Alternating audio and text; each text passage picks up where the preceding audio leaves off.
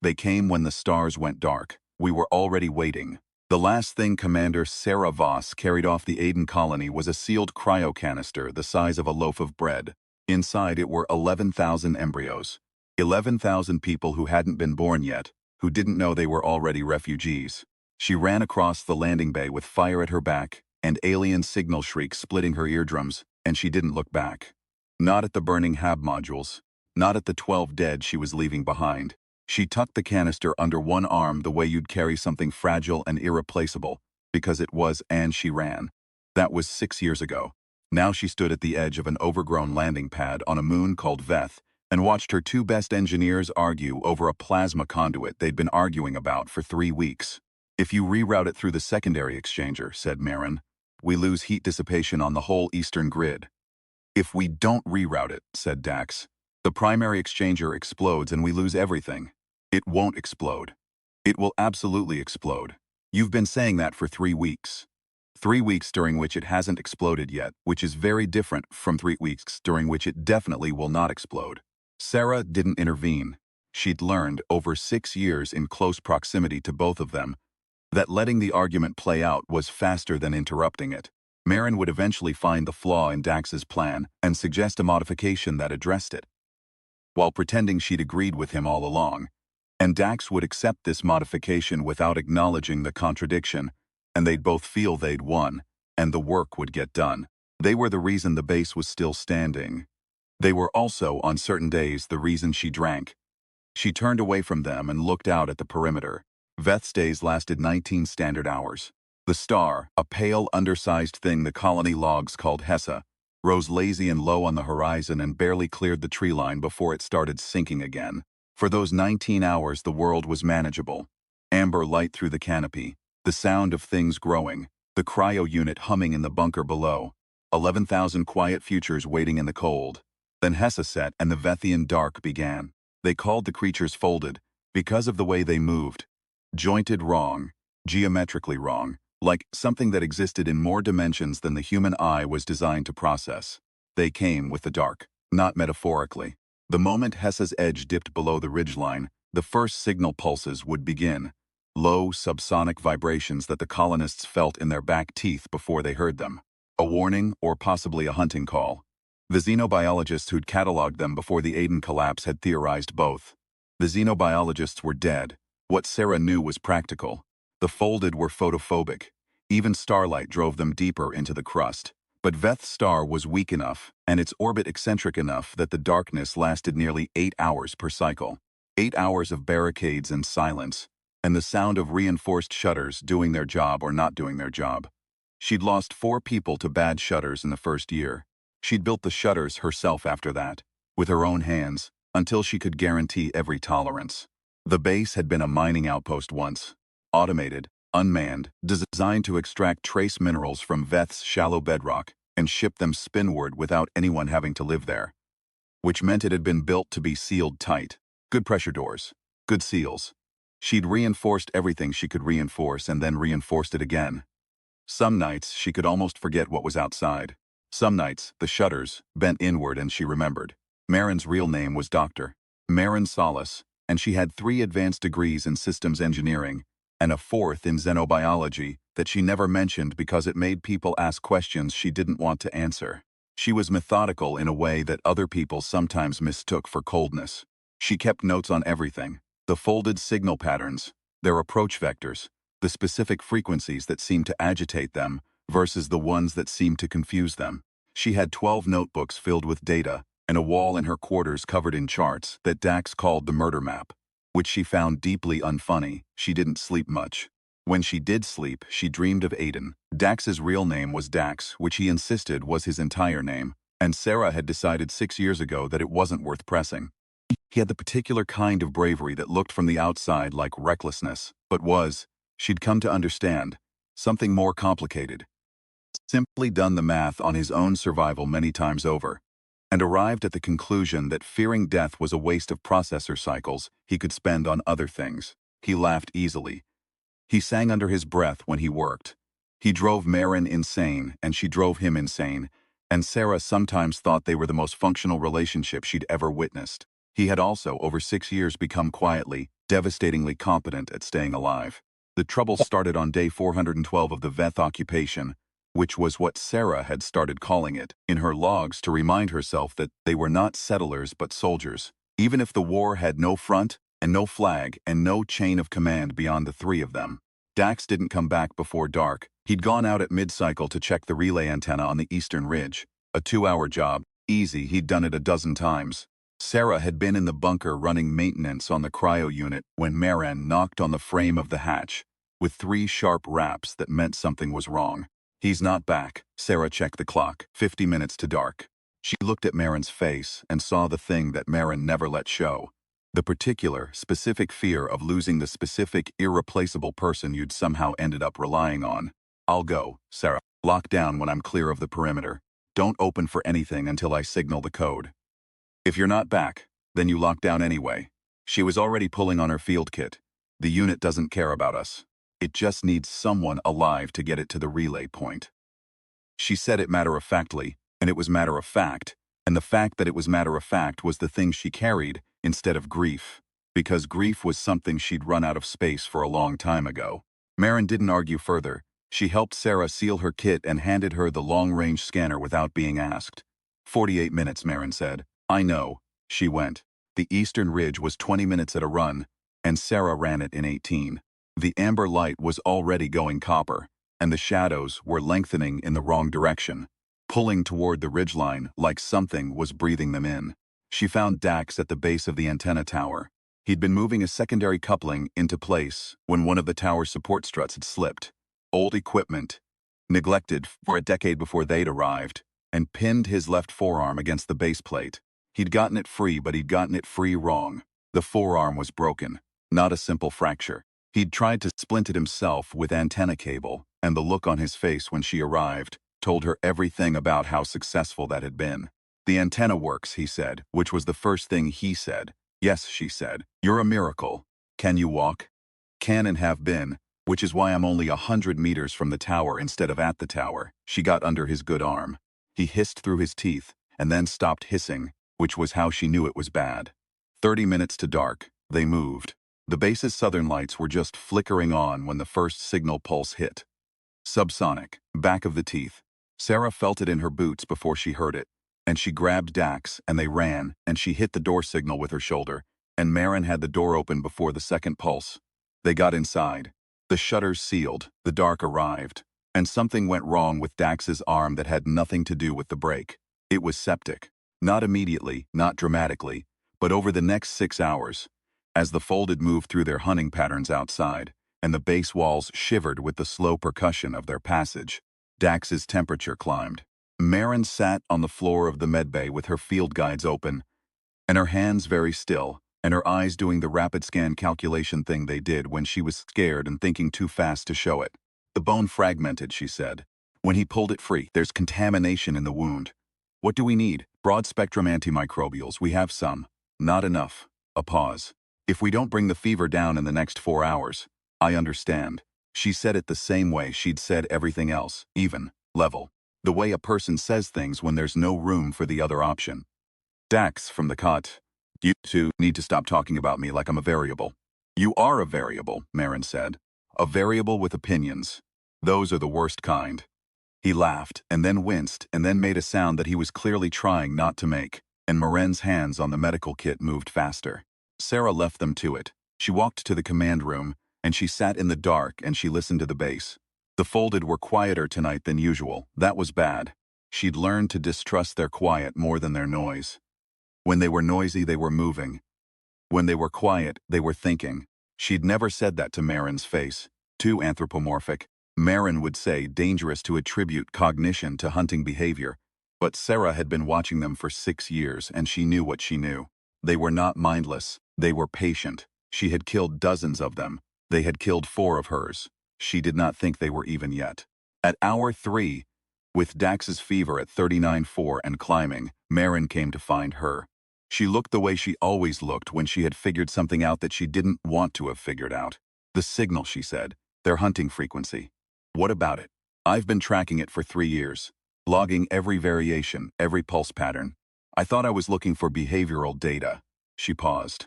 I was looking for the wrong thing. Sarah waited. They're not using it to communicate. Or they are, but that's not the primary function. Marin set her notebook on the table. 12 pages of frequency graphs annotated in the small, dense handwriting she used when she was thinking fast. They use it to map, echolocation but more complex. Every pulse tells them the location of every living heat signature within 2 kilometers. Every pulse updates the map. You've known this. I've suspected it. I kept not being certain enough to say it. She sat down, but here's what I didn't notice until tonight. The frequency has a resonance match. She put a page in front of Sarah, a waveform. Next to it, a second waveform. They were almost identical. This one, Marin said, pointing to the second, is the resonance frequency of our cryo unit. Silence. They know, Sarah said. They've always known. The unit has been broadcasting our position since day one. They've never needed to track us. They've always known exactly where we are. Sarah looked at the page for a long time. 6 years. 6 years of careful shutters and perfect seals and timed runs and rationed light. And the whole time the cryo unit had been singing to them like a lighthouse. So when we move the unit, we lose the signal. Marin's voice was careful, but they'll follow anyway. They know this location. They know us. Moving the unit doesn't fix the problem. Then what does? Marin met her eyes. We give them a louder signal to follow. Dax's fever broke at hour 5. Not because of anything they did. The antimicrobials helped. But the human body is stubborn in ways that medicine only partially explains, and Dax had decided, it seemed, that dying was inefficient. He sat up at hour 6 and asked for water and ate half a ration bar and said, with the specific clarity of someone whose mind had been somewhere else and was now back, "Tell me what I missed," they told him.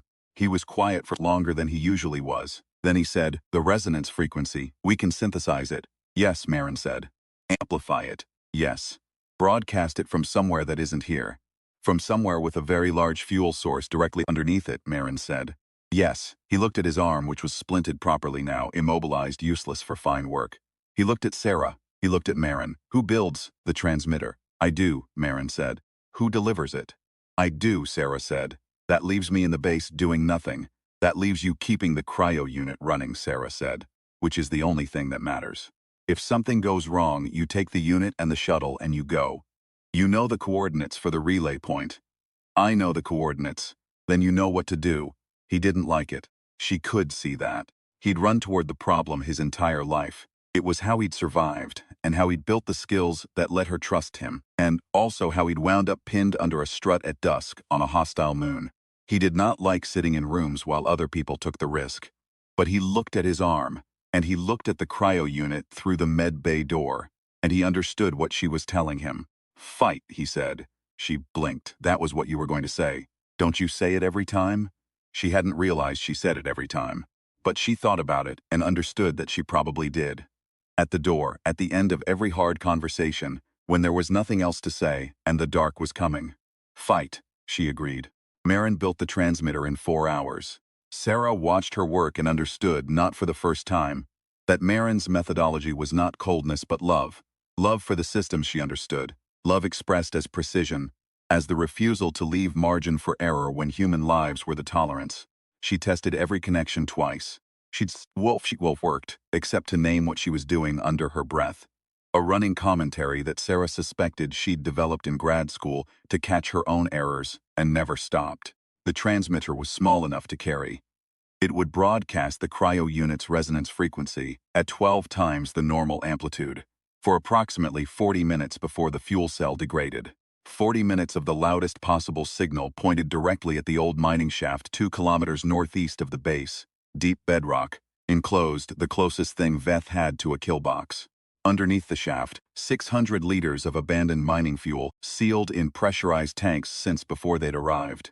Marin had run the combustion estimate 4 times. She showed Sarah the numbers. Sarah read them once and handed the notebook back. "Good," she said.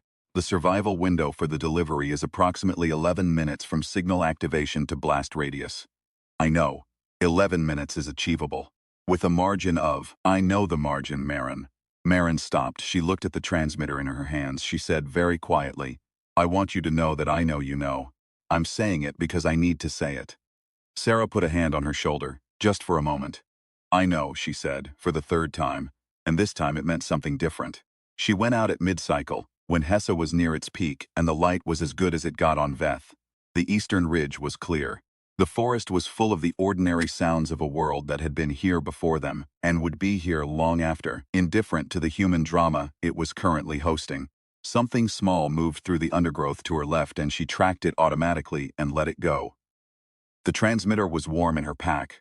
The detonator was in her vest pocket. She thought about the cryocanister, 11,000 futures. Children who would grow up on a world that hadn't been chosen for them, who would never the colony that had burned, who would build something entirely new from whatever she and Marin and Dax managed to hold together long enough to deliver to them. She thought about the people she'd carried the canister away from, the 12 dead, the ones who'd bought her so those 30 seconds in the burning bay. She thought about Dax, sitting in the base with his broken arm and his terrible optimism, and his unshakable belief that the math would work out.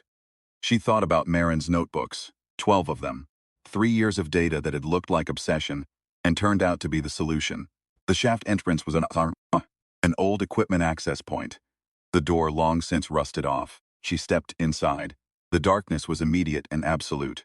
She switched on her headlamp and moved carefully, feeling the change in temperature as she descended, the faint petroleum smell of the stored fuel rising from deeper in.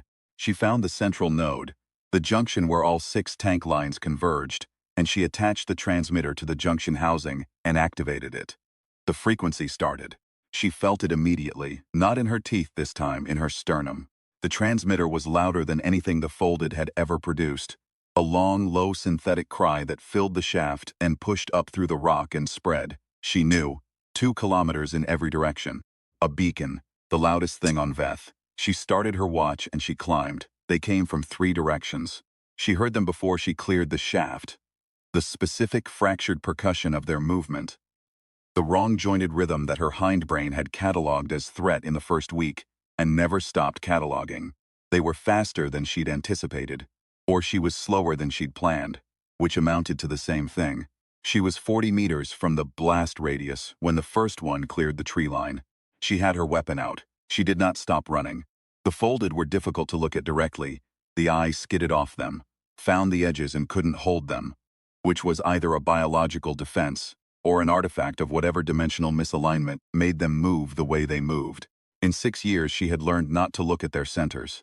She looked at their shadows. The shadows were wrong too, but less wrong, and the discrepancy between shadow and body told her where to aim. She fired twice at the first one and didn't stop to check the result. The second was already coming from her right, lower to the ground, the posture that meant it was about to sprint. 30 meters. It hit her at 25. Not the second one, a third she hadn't tracked, coming from the blind angle, and the impact took her off her feet, and she hit the ground and rolled, and came up missing the detonator from her vest pocket. It was on the ground 4 meters back. The third Folded was between her and it. She looked at the thing. It was the closest she'd been to one and stayed alive.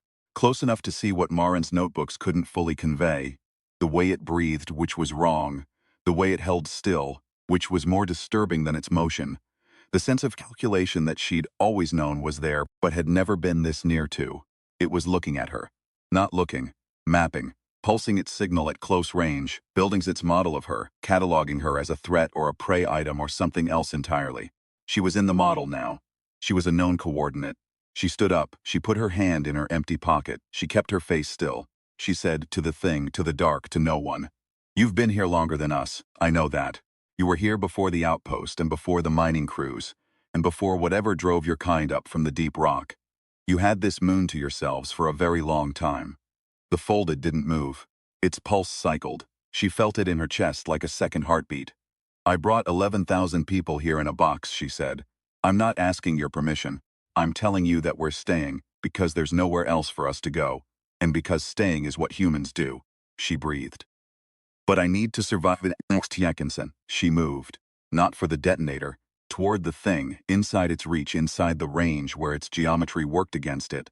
The same way you step inside a punch to neutralize the arm. She felt it adjust, felt the wrongness of its motion recalibrate around her, and she went under its reach, and she came up behind it, and she ran for the detonator. Her fingers closed on it. She was already at 30 meters when she hit the trigger. The blast didn't look like she'd expected. She'd expected fire. The mining fuel went up. Yes, a column of it, orange and white, punching through the shaft entrance and spreading across the forest floor. But what she hadn't anticipated was the secondary effect.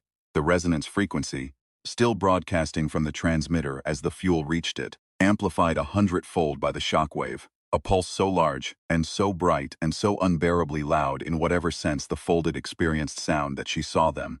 For the first time clearly, without the eye skid and the wrongness, saw them recoil. All of them. At once. Dozens of them at the tree line, dozens more beyond. A wave of retreat that moved outward from the shaft, like a stone dropped in water. They didn't scatter. They were too organized for scatter, but they moved away, rapidly and uniformly, and the signal they were broadcasting changed frequency entirely, something she'd never heard before, something that her body read as distress without needing Marin's notebooks to interpret it. She stood at the edge of the blast radius and she watched them go. The fire burned in the shaft behind her. The folded disappeared into the deep forest. She put her hands on her knees and she breathed. Dax met her at the base perimeter with the door already open, which meant he'd been watching the monitors and had seen her coming and had run, broken arm and all, which was exactly the kind of optimism she'd come to depend on and occasionally found infuriating. The transmitter worked, he said. Yes, and you're not dead. Evidently, I had 11 minutes planned out in extreme detail. You took 13. I was going to be very upset. She walked off past him into the base. Marin was at the command station with every sensor array running. She didn't look up from the screens, she was counting something. When she finished counting, she looked up. They're retreating to the deep rock, she said. All cohorts. I'm not seeing any surface signal within 4 kilometers. How long will it hold? The frequency disruption? Days, possibly. The destruction of the primary local cohort. She paused. Weeks, perhaps. They'll return. I know, we haven't solved the problem. We've bought time, Sarah said. It's what we do. We buy time. Marin held her gaze for a moment. Then she did something she almost never did. She laughed. Short and sharp and not entirely humor but real. The sound of a person who had been holding something very tightly and had briefly allowed themselves to put it down. Yes, she said. It is. That evening, the long Veth evening, Hessa still pale on the horizon, the dark still hours away. Sarah went down to the bunker. She sat with the cryo unit for a while. The soft hum of it. The blue status lights. She'd read the full inventory once in the first year, and she didn't read it again because she didn't need to. She carried the number with her. 11,243. The exact count of the people who hadn't been born yet when she'd run across the burning bay. She put her hand on the casing. The metal was cold and smooth. She thought about what she'd said to the folded at 25 meters with an empty pocket, and the math running very badly. 11,000 people in a box.